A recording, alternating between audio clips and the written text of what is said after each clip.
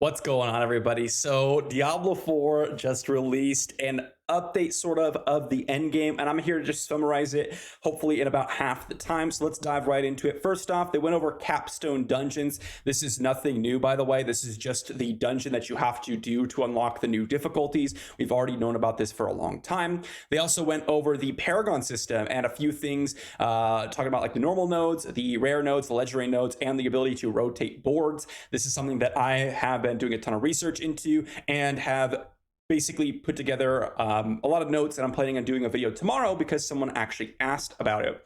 The next thing is they talked about the Codex of Power and how they're going to have additional legendary aspects to unlock.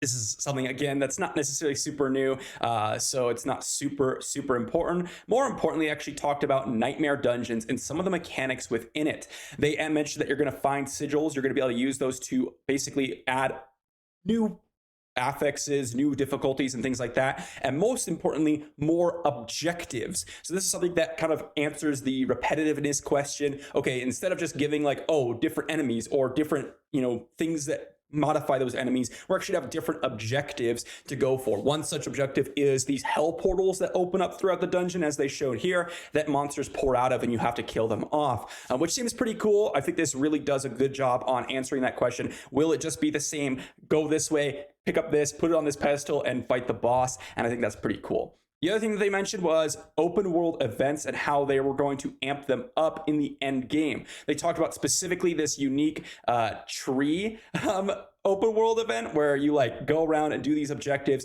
bring them back to the tree, and you get a loot box, essentially where you see here, and you can pick up a one-handed boots or gauntlets, etc., which is pretty cool.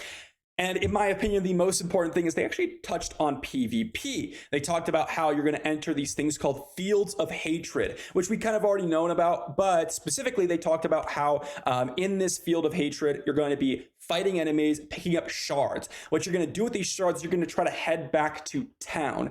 If you're able to head back to town and purify your shard, you're able to get a bunch of cool little loots. As you can see here, they require specific amounts of blood shards, or whatever you want to call them, purify shards. I'm going to call them blood shards for now.